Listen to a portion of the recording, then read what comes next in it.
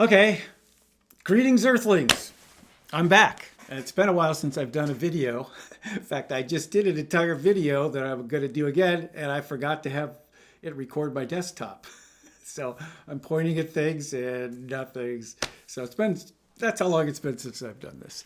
I've had a lot of emails from people asking about my template, and I'm going to talk about that today. Also, for those of you who don't know, I switched over from Digital Performer to Cubase about a year and a half ago. The learning curve was epic. And when I first did it, I can't say that I was real thrilled, but I found out the best way for me anyway to learn a new program is to just jump in, start doing projects. And then if you can't figure something out, Google it and figure it out.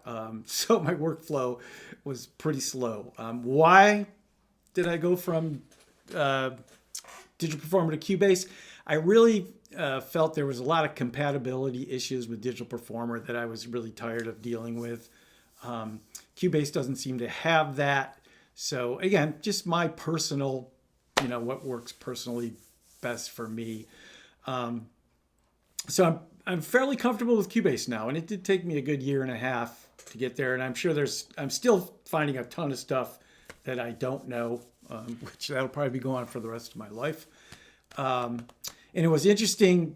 I had a client a couple of weeks ago want some changes done on a project that I did in Digital Performer for one of their media things. And I had a hard time getting around Digital Performer. And was on Performer or Digital Performer since it was Performer back in day one. I won't tell you how long ago that was. But yeah, I had to look some stuff up. Interesting. So onward. So my template. I am currently up to about 1354, 67. I don't know what those two numbers mean. That's so many tracks. And people say, "What, are you crazy? You're not going to use 1,300 tracks?" No, I'm not. But I'm one of these people that likes to have everything at my fingertips.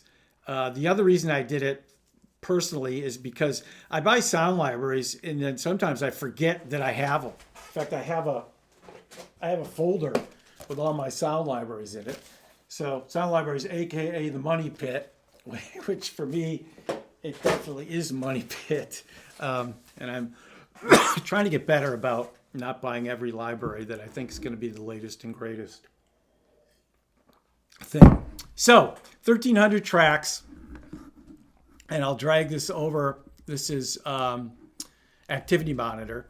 And as you can see, I'm always great about overkill.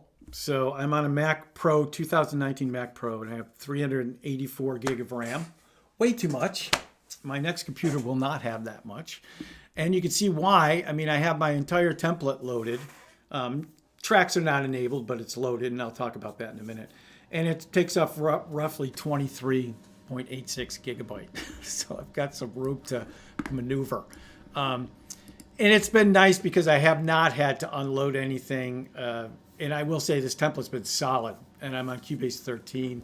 I've had zero issues. I mean, I've had crashes, but not that many crashes, considering, especially if I'm doing a large orchestral stuff, which I'm working on now. I'm doing some fanfares, which are pretty big orchestra stuff.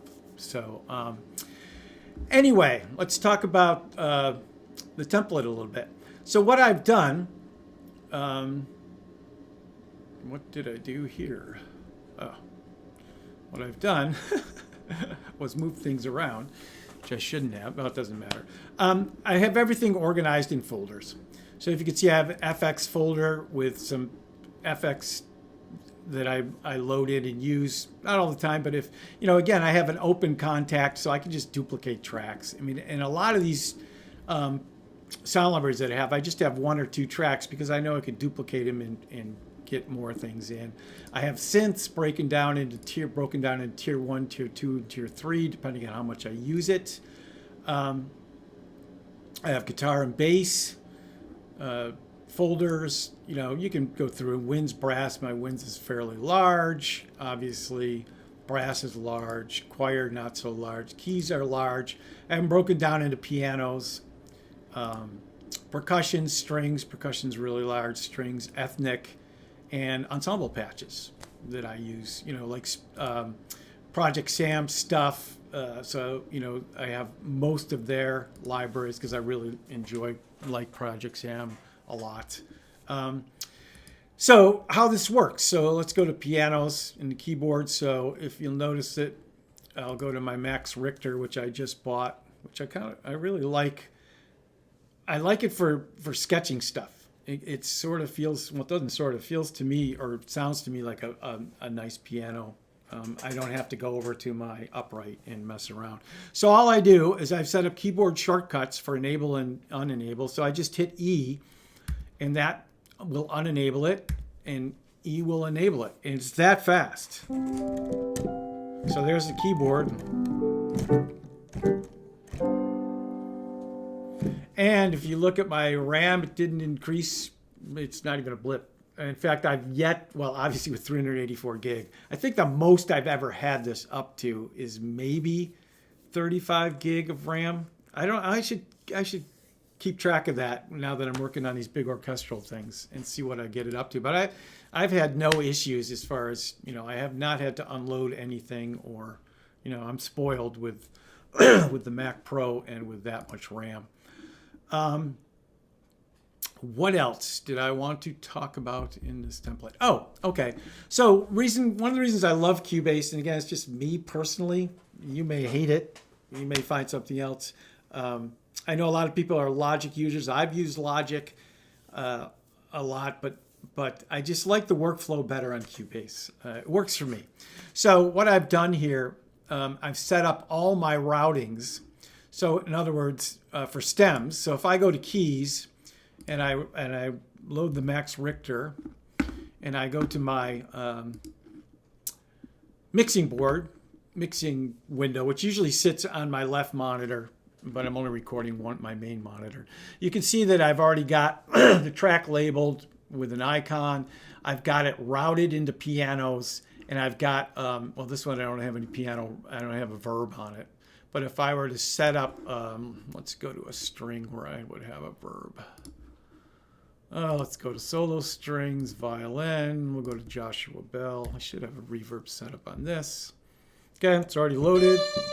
A little loud. And then if you go to this in the mixing window, you can see that I have my violin one reverb on it.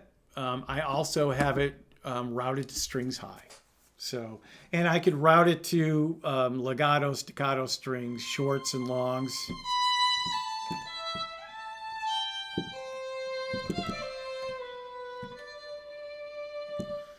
And like I said, I just love the fact that the way I've set this up is my stems, are instant. I just click on where they want to go. I hit boom, and I sit and literally have a cup of coffee where all my stems are going. And if you want to edit a track, I have set up a keyboard shortcut for this, Control E, and boom, there's my edit. You can't see it because it's not on screen. So there's the Joshua Bell violin. So, and if I decide this isn't the sound I want, all I have to do is hit E, and it will unenable the track, and it will disappear instantly from the mix board. It's gone. So I like that feature as well. And I know you can do all this in other DAWs, including Digital Performer, but I just like the workflow in this. Well, especially now that I'm so used to it and I've struggled with it, and I'm comfortable with it, and I have no qualms whatsoever about moving to Cubase. The other thing I'm doing, speaking of, now that I'm doing this full time, I might as well inflict as much misery on me as possible. I'm learning Dorico. I was on Finale since day one of Finale, long time ago. But I just feel like learning Dorico will make my the flow into this a lot smoother. Yeah, that'll be my next time when I'm banging my head against the wall working on projects. So that's about it. I just wanted to check back in and say I'm back. I'm going to try to do some YouTube videos. it hasn't really calmed down work-wise, which is a good thing for me. I've been very, very blessed with some great projects. And I will post some videos. I'm going to try to do some videos on orchestral combinations that I like, and maybe you'll like too. I don't know. Any suggestions? Just let me know. All right. Thanks. It was great being back. Happy 2024, right?